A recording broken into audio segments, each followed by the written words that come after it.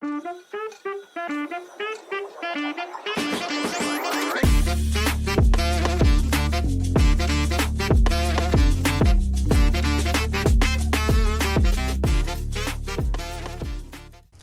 वालेकुम एवरीवन, मैं हूं विशाल शाकिर और आज मियां अली साहब के साथ हमने एक नया सेगमेंट शुरू किया है। सर, इस सेगमेंट का मकसद ये था कि बहुत सारे लोग हमारे इनबॉक्सेस के अंदर क्वेश्चंस पूछ रहे थे, चाह रहे थे कि हम उन क्वेश्चंस को एड्रेस करें या मीटिंग शेड्यूल करना चाह रहे थे, but unfortunately due to your busy schedule and our busy schedule at the firm, तो वो हर एक को केटर करना आसान नहीं था।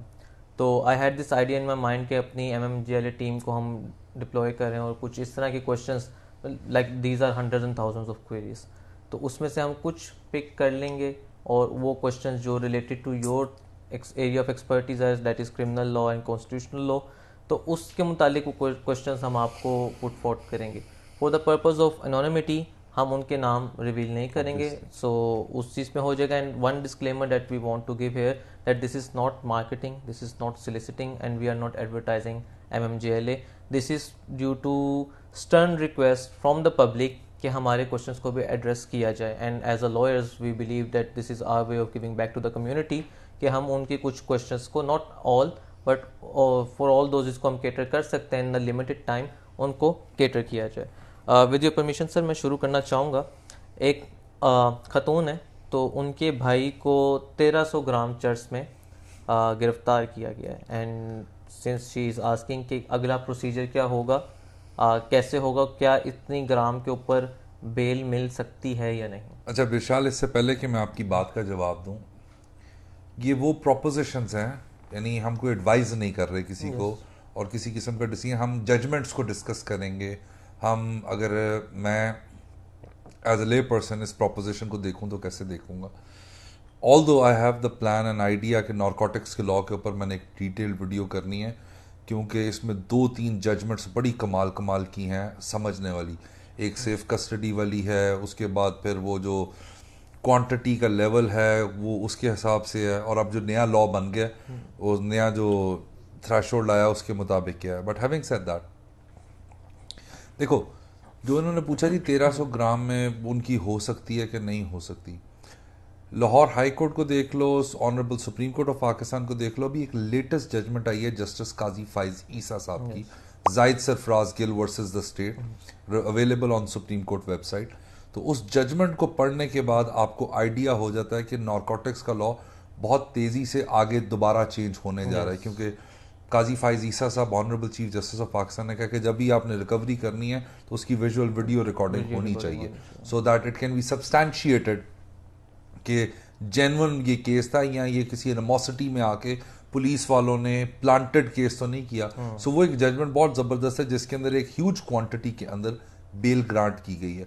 और उस 1800 ग्राम, yes, let's not go into the quantity, but it was a huge in comparison to earlier threshold which was 1280 gram, 1230 gram, 1250 gram.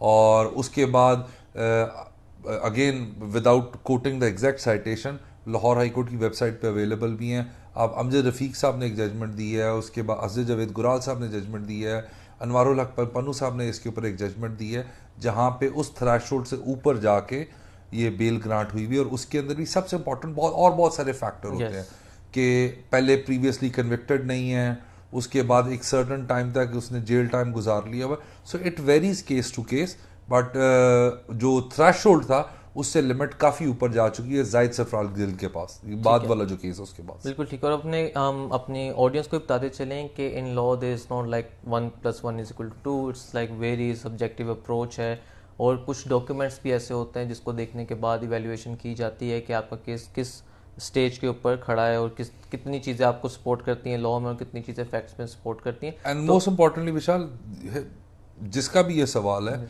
his lawyer is the better person to handle these things. Definitely. तो आप judgements के हवाले से, कई दफ़ा ऐसे भी होता है कि जब हमारे पास भी क्लाइंट आते हैं तो दे डू शेयर जजमेंट्स जो उनकी नज़र से गुजरी हो, शायद हमारी नज़र से ना गुजरी हो। तो ऐसा इसलिए आपको बताया जा रहा है ताकि आप ये चीज़ डिस्कस कर सकते हैं, you can have an idea कि क्या चीज़ें चल रही हैं। So there is no hard and fast rule, but इस सेगमेंट के थ्रू आपको थोड़ा एक जेनेरिक आइडिया, थोड़ी गाइडलाइन मिल जाएगी। Sir, coming to the next question, very common question in our field कि 406 का एक मुकदमे की दरख्वास्त पुलिस के पास गई है और पर्चा दर्ज नहीं कर रहे हैं। It's very common question. हमने इसको एड्रेस तो किया है, बट चूंकि अब ये टीम ने इसको शॉर्ट लिस्ट किया है तो अब रिक्वेस्ट यू टू इसको अच्छा, 406 और इसके साथ एक और ऑफेंस भी है, आई बिलीव कि आप लोगों ने वो सवाल भी शॉर्ट लिस्ट किया हुआ है। बहुत कॉमन प्रिवेलेंट प्रैक्टिसेस हैं ये 406 के या 499F के जो केसेस हैं। सबसे पहले इम्पॉर्टेंट ज़रूरी होता है किसी भी आदमी के लिए जो एग्रीव्ड है किसी बंदे की इंट्रस्टमेंट से ऊपर, 406 के लिए उस दरख्वास्त जो लिखी जाती है FIR दर्ज करवाने के लिए, उसका बहुत इंपॉर्टेंट रोल है। अगर उस दरख्वास्त के इंग्रेडिएंट से इंट्रस्टमेंट ऑफ प्रॉपर्टी और उसके अंदर उस इंट्रस्टमेंट के अंदर किसी किस्म का ब्रीच ऑफ ट्रस्ट हुआ है तो उस सिनेरियो के अंदर 406 लगेगी। हो सकता है कि पुलिस वालों के मुताबिक ये कोई बिजनेस ट्रांजैक्शन हो, ये इंट्रस्टमेंट का केस ना हो जिसकी वजह से वो FIR ना दर्ज कर रहे हो, लेकिन उसका बेस्ट हल आपके पास दो है। उसका एक हल के ऊपर तो ऑलरेडी मैं वीडियो बना चुका हूँ, प्राइवेट कंप्लेंट वाली, अगेन पॉप आउट हो जाएगी आपके सामने, और मैंने पंजाब बार काउंसिल में भी इसी के ऊपर वो एक डिटेल्ड लेक्चर दिया था इसके ऊपर। तो अगर दूसरा तरीका देखा जाए तो आपके पास 22A6 की रेमेडी अवेलेबल है before the justice of peace, के पुलिस को डायरेक्शन दी जाए कि इसके ऊपर जो है ना कॉग्निजेबल ऑफेंस कमिट हुआ, FIR दर्ज की जाए। उसके ऊपर मैं एक और चीज़ आपको बताता चलूँ, ये अप्रैल के अंदर लेटेस्ट जजमेंट आई है सुप्रीम कोर्ट में, I reckon it was justice Munib Akhtar, isn't it? Justice Munib Akhtar sahab की एक जजमेंट आई है जिसके अंदर उन्होंने डायरेक्शंस उस जजमेंट के अंदर होल्ड किया है कि जो जस्टिस ऑफ पीस है उसको रश नहीं करना चाहिए, फ़ौरन से पहले डायरेक्शन दे दी जाए कि फ़ौरन से पहले पर्चा काटो, उसको वैल्यूएट करना चाहिए चीज़ों को, जो पुलिस कमेंट्स आते हैं उनको देखने के बाद फिर एक उसके बाद डिसीजन देना चाहिए। और कभी आपने ये पूरे का पूरे 22A6 के लॉ को समझना है तो starting from Khizar Hayat case, Bashir and others, and it comes goes on and on, तो वो जजमेंट्स बहुत रेलिवेंट है इसको पढ़ के समझने के लिए। सर नेक्स्ट क्वेश्चन पे आते हैं। जैसे अभी अपने 489F का जिक्र किया, वो हमारी टीम ने शॉर्ट लिस्ट भी किया है, very huge amount in millions. तो वो ये पूछना चाह रहे हैं कि पर्चा मैंने करवा दिया है, जो एक्यूज पर्सन है he is behind bars from last 3 months, bail उसकी अलाउ नहीं की गई, तो क्या आफ्टर ट्रायल इनको रिकवरी भी हो जाएगी पैसों की सेम कोर्ट से या नहीं? अच्छा, सबसे बड़ी बात है फौजदारी लॉ का बेसिक प्रिंसिपल है, they are not recovery courts. यहाँ पे किसी भी एक्यूज की कल्पेबिलिटी और इनकल्पेबिलिटी का डिसीजन होता है। रिकवरी के लिए दीवानी मेरी प्रैक्टिस नहीं है, तो दीवानी साइड पे ऑर्डर 37 होता है, ऑर्डर 37 का आपको रिकवरी सूट करना पड़ता है जहाँ से आपकी रिकवरी हो सकती है। फौजदारी के अंदर अगर आपने मुकदमा साबित कर दिया तो कल को अदालत आपको सज़ा देगी और फ़ाइन देगी, और फ़ाइन भी वो जो लिमिटेड सा होता है वही फ़ाइन होगा। तो ये हो सकता है, लेकिन फौजदारी अदालत रिकवरी नहीं करती। तो इसमें वो फिर एक हमारे टिकटॉक स्टार भी हैं जिन्होंने कहा था कि अगर आपने किसी से उधार लेना है या आपने उधार दिया और वापस लेना है तो 406 का पर्चा कटवा दें, उसमें तो उधार वापस मिल जाएगा। On a lighter note sir आगे चलते हैं। Sir this one is a bit technical one, that was a suspension regarding suspension petition. तो इस खतून के गालबन खावंद हैं जो बिहाइंड बार्स हैं, उनकी थर्ड सस्पेंशन पिटीशन है on the grounds of statutory period. तो उनका सवाल ये है कि क्या लाहौर के अंदर स्टैट्यूटरी पीरियड्स के बाद बेल सस्पेंशन अलाउ कर दी जाती है या इसमें अपील का टाइम फिक्स किया जाता है? What is the prevalent practice in Lahore high court? यार अमूमन होता ही है कि जब आप सस्पेंशन पिटीशन फाइल करते हो, अपील के साथ ही 426 इसको डील करता है CRPC का, और उसी के अंदर जो अमेंडमेंट आई थी 497 के अंदर के जी वो थ्रेशोल्ड्स उन्होंने बताए थे कि अगर डेथ पेनल्टी है तो उसके लिए क्या टाइम है, लाइफ इम्प्रिजनमेंट है तो उसके लिए क्या है, 10 साल से कम है तो उसके लिए क्या है। तो स्टैट्यूटरी पीरियड बेसिकली उसे कहते हैं। तो 426 के अंदर जब आप अपील जब फाइल करते हैं तो उसके साथ 426 की सस्पेंशन भी लगाते हैं। वो उनकी मेरिट पे डिसमिस हो गई, उनकी अपील उसके बाद कभी फिक्स ही नहीं हुई, और वो जो स्टैट्यूटरी पीरियड है वो 2 साल का हो सकता है, 1 साल का हो सकता है, 6 महीने का, तो वो लैप्स कर गया। अब उन्होंने स्टैट्यूटरी पीरियड, अमूमन हमारे यहाँ ऑनरेबल लाहौर हाई कोर्ट के अंदर ये प्रैक्टिसेस हैं कि जब स्टैट्यूटरी पीरियड के ऊपर कोई फिक्स कर दिया यानी सस्पेंशन आती है तो वो मेन अपील को फिक्स कर देते हैं और उस सस्पेंशन को डिस्पोज ऑफ कर देते हैं। तो डेफिनेटली इनकी जो अपील है वो फिक्स हो गई होगी, तो अपील ही सुनी जाएगी, फिर सस्पेंशन नहीं सुनी जाएगी। सर एक और काफ़ी एक लेंथी प्रोपोजिशन थी और मुझे बड़ी इंटरेस्टिंग भी लगी बिफोर रिकॉर्डिंग दिस इंटरव्यू। उसमें वो कहते हैं कि जिस जो अक्यूज पर्सन है उस पर 489F का पर्चा था, ही वॉज बिहाइंड बार, तो ड्यूरिंग हिज इनकार्सरेशन एक 406 का पर्चा भी हो जाता है। जब 406 का पर्चा होता है तो उसका फिजिकल रिमांड मांगा जाता है, जो कंसर्न मजिस्ट्रेट 2 दिन का अलाउ कर देते हैं। Apparently after the hearing extension of remand की जब बारी आती है तो वो मजिस्ट्रेट साहब रिफ्यूज़ कर देते हैं और उसको जुडिशियल कर देते हैं, एंड सब्सिक्वेंटली उसको बेल भी ग्रांट कर दी जाती है।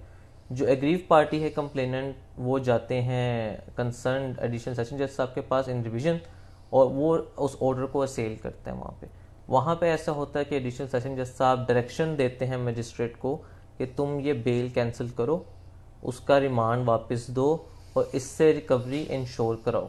तो this was one of a kind of like order जो हमने पहले नहीं देखा, तो वो मैंने इसको शॉर्ट लिस्ट भी किया था कि आप इसमें बताइए ये कैसे हो गया, ये एडिशनल सेशन जज साहब ने कैसे कर दिया ये सारा काम। अच्छा, मेरी अपनी हम्बल सी एक्सपीरियंस और नॉलेज के मुताबिक, जो कि बहुत थोड़ा सा है, उसके मुताबिक मेरा नहीं ख्याल कि निगरानी के अंदर आप कैंसलेशन ऑफ बेल कर सकते हैं। ठीक है, निगरानी के अंदर बेल ग्रांट की जा सकती है लेकिन कैंसिल नहीं की जा सकती। इंडिया के अंदर ये लॉ अवेलेबल है कि निगरानी के अंदर आप कैंसिल भी कर सकते हैं।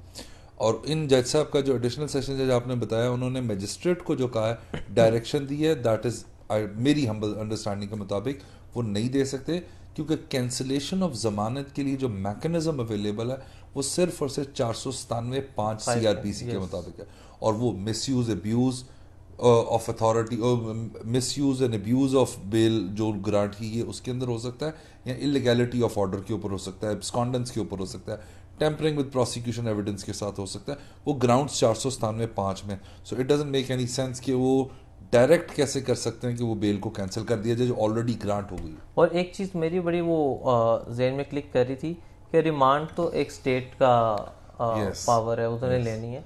ये एग्रीव पार्टी कंप्लेनेंट किस तरह चला गया कि रिमांड नहीं कर सकते, वो तो रिमांड नहीं ले सकते, तो इन चीज़ों को देखना चाहिए था।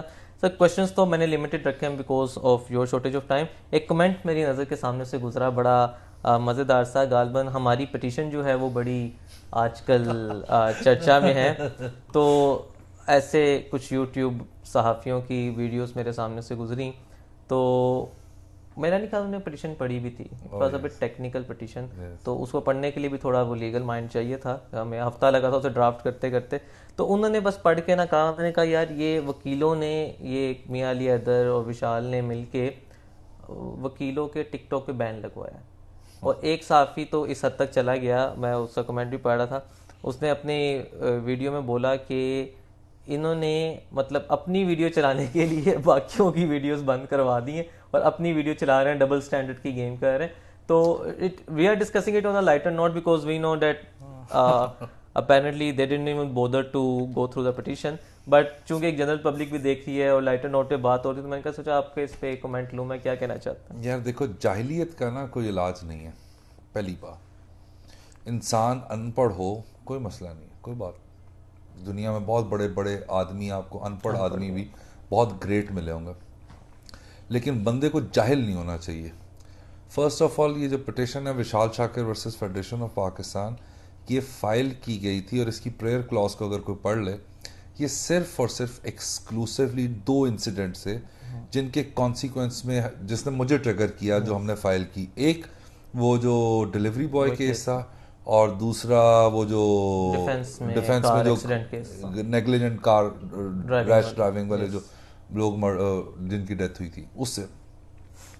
और मेरा स्टांस बतौर फौजदारी वकील के ये था कि ये किसी के पास इख्तियार नहीं है बाय वर्च्यू ऑफ आर्टिकल 14 कि आप मुल्ज़म अभी मुल्ज़म है, वो भी मुजरिम बना नहीं है, और उसकी डिग्निटी को एक्सप्लॉइट करें। और ये पूरी की पूरी पिटिशन जो है वो आर्टिकल 14 डिग्निटी ऑफ मैन के इर्द गिर्द घूमती है। इसका कहीं से भी दूर दूर तक लॉयर्स के टिकटॉक के ऊपर जो बैन लगा है उससे रिलेटेड नहीं है। हमारा अपना भी टिकटॉक है, आपने देखा ही होगा, और उसके लिए ज़रूरी है कि किसी अक्लमंद इंसान को होश के नाखुन लेते हुए, मोहम्मद अहमद क़य्यूम साहब जो ड्राफ्टर हैं इस लॉ के, उन्होंने एक डिटेल्ड वीडियो की है, और वो वीडियो उन्होंने इसी लॉ के ऊपर की है। और ये हमारी पिटिशन के अंदर ये लॉ प्रेजेंट किया गया कि हमने लॉयर्स को भी रेगुलेट करने के लिए लॉ बना दिया। और अगर किसी ने मोहम्मद अहमद क़य्यूम साहब की वो वीडियो देखी हो तो उनको आइडिया हो जाए कि आपके टिकटॉक पे, आपकी वीडियोस पे सिर्फ उस हद तक बैन है जहां वो प्रोफेशन को बिलिटल करते हो, कि आप बंदूकें लेके, गाड़ियां लेके, और उसके बाद I am sorry but I must say कुछ वाहियात किस्म की हरकतें करके आप इस प्रोफेशन की इज्जत को बिलिटल करते हैं इन यूनिफॉर्म। और अगर आप यूनिफॉर्म में नहीं है तो that's your choice, you can do whatever you want to do in your personal capacity, no problem. So वो इस लॉ को समझने के लिए ज़रूरी है, जिसका हमारी पिटिशन से कोई ताल्लुक नहीं है, तो इसको समझने के लिए ज़रूरी है कि आप अहमद क़य्यूम साहब की वो वीडियो दें जहां उन्होंने, who he is a drafter of the law, उसने डाइसेक्ट कर दिया पूरा का पूरा लॉ और बता दिया। और वैसे भी ऑनेस्टली हम लोग जो काम कर रहे हैं, it's about awareness, legal education, उसके बाद लिफ्टिंग द प्रोफेशन। हम ऐसी अल्हम्दुलिल्लाह बफजल खुदा पूरी कोशिश करेंगे कि हमारे किसी एक्शन और इन एक्शन से ये प्रोफेशन बिलिटल ना हो। तो अगर ऐसा हो कि मियाँ साहब चल रहे हो और मेरी पूरी टीम आपके पीछे चल रही हो, हाई कोर्ट के अंदर यूनिफॉर्म पहन के, पीछे गाना चल रहा हो, यार इतनी तो अहमद साहब ने भी जो है ना वो लीवरेज दी है कि इलेक्शनों पे भंगड़ा शंगड़ा डालने पे कोई प्रॉब्लम नहीं। और वैसे भी देखो, बात सुनो, मैंने अपनी वो जो मेरी वीडियो थी और ये आपके सामने पॉप आउट हो जाएगी, जर्नी टू LLM, उसके अंदर मैंने वो उस गोरी का इंसिडेंट आपके सामने कोट किया था कि only best and the brightest becomes the lawyers. So I believe that, I want to believe that, and it is like that, it shall remain like that, so we should act like one। ठीक है ना? तो कोशिश करनी चाहिए अपनी personal capacity में, private कपड़े पहन के जो मर्जी करो, पर नॉट इन यूनिफॉर्म। और कई दफ़ा आप जा रहे हो एसोसिएट्स के साथ, लोग वीडियोस बनाते हैं और गाने लगाते हैं, doesn't make any difference. So threshold यही है that you don't need to belittle your, that's the main thing. अगर आप उसको मेंटेन करके चल रहे हैं तो एवरीथिंग। यार आप यहाँ पे ये क्यों नहीं बताते कि वो एक भाई साहब थे जो कह रहे थे कि अगर आपने किसी के पैसे नहीं दिए तो SCMR के दफ़ा 1576 के मुताबिक आप पे पर्चे की कार्रवाई हो सकती है। अच्छा, ये बड़ा इंपॉर्टेंट पॉइंट था। एक तो चले हो गया ना, कुछ अपना शो ऑफ पावर दिखाते हैं, कुछ शो ऑफ वेल्थ दिखाते हैं, और कुछ इस तरह की चीज़ें, कुछ वल्गैरिटी में भी चले जाते हैं। But unfortunately there are a lot of people who are misguiding as well, कि आप लोगों को कह रहे हैं कि अगर किसी ने तुम्हारा उधार देना है तो तुम 406 का पर्चा कटवा लो। Now if a client comes to our office is like कि यार, नहीं विशाल, मैं सॉरी आपको काट रहा हूँ। देखो, अगर आपका किसी ने उधार देना है, देखो लॉयर की interpretation of law, application of law, हो सकता है जो लाइन ऑफ एक्शन किसी केस में आप लो, मैं वो ना लेना चाहता, मैं ना लेता। आप कहते हो कि जी ये मुकदमा 420 68 71 का, मैं कहता हूँ नहीं ये सिर्फ 420 का। So it's again the subjective decision of that lawyer, let it be like that. The thing is this कि लॉ के कुछ फंडामेंटल्स हैं, उन फंडामेंटल्स को नहीं छेड़ना चाहिए। So that's the main thing. बाकी आपकी हो सकता है आप किसी मुकदमे के अंदर आपकी डिफरेंट ओपिनियन, कल को आप मेरे मुखालिफ वकील हो, आपकी डिफरेंट ओपिनियन होगी, डिफरेंट एप्लीकेशन ऑफ लॉ होगी, मेरी भी, it's fine, there is no problem with that. बिल्कुल ठीक है। बस इस चीज को ध्यान रखना चाहिए कि हम जो बेसिक प्रिंसिपल्स हैं उसको, उसकी मिसगाइडिंग ना करें। और बाकी जो हमारे सपोर्टर्स बैठे हैं, जो हमारी पिटिशन पे भी कमेंट करते हैं, जस्ट फ्रूट फॉर थॉट के पूछ लिया करें, मियाँ साहब भी अवेलेबल है, मैं भी अवेलेबल हूँ, मेरी टीम अवेलेबल है, तो DM would not hurt you। विशाल देखो, I would simply say read the petition, simple, nothing else। Technical है ना, read the petition, ना भी हो यार, read the petition। I was thinking to put it on Facebook, लेकिन देन आई रियलाइज कि हमने बड़ी मेहनत से बनाई हुई है, सो लेट इट, इसका कोई फ्रूटफुल रिजल्ट आले तो उसके बाद डालेंगे। हाँ, और आई रेकन के हम रेगुलरली इसके ऑर्डर्स भी शेयर करते रहे। एंड आई बिलीव कि when you are a journalist and you hold that position जहाँ पे लोग आपको सुनते हो, सच misguiding statements is like very disappointing कि आप पढ़े बगैर, कमेंट लिए बगैर आगे से कोई बात यार बात सुनो, इधर किसकी, जजेस को नहीं छोड़ते, कॉन्स्टिट्यूशनल पोजीशन होल्डर, देखो ये जो कैमरा लगा हुआ है ना आपके सामने और ये जो मोबाइल में है, ये बहुत लीथल क्लाशन गोफर किसी के हाथ में। सो इसको मैं कंक्लूड ऐसे करता हूं कि माशरती तौर पे सोशली हम लोग रेडी नहीं थे, जैसा कि इस स्टॉर्म ने आपको जो जिसे कहते हैं ना वो कैप्चर कर लिया, हम रेडी नहीं थे। और इट्स ओके, इट हैपेंस, कोई बात नहीं। Sir thank you so much and thank you to all the viewers जो अपने जो कमेंट्स हैं हमें डीएम करते हैं और कमेंट बॉक्स में पूछते हैं। Due to shortage of time and due to non availability of Mian sahab जो है बहुत कीमती वक्त होता है उनका भी, हम भी बहुत ज़बरदस्ती उन्हें बिठा के रखते हैं। It is like 3 AM in the night और हम यहाँ पे वीडियो रिकॉर्ड कर रहे हैं, तो इस तरह सबको मैनेज करना शायद मुश्किल हो। And again as a point of disclaimer कि कुछ इसको गलत ना समझे, this is not soliciting, we are just giving back to the community जो बेसिक गाइडलाइन होती है। So we will try in light of the judgment, in the light of judgment, और वी विल ट्राई कि इस segment को हम continue रखें। If you have any kind of legal query specifically for मियाँ साहब as per his area of practice, तो आप हमें डीएम करें, my team will scrutinise it, और जो क्वेश्चंस हम जितने ज़्यादा पूछ सकते हो मियाँ साहब से इस सेगमेंट में पूछेंगे।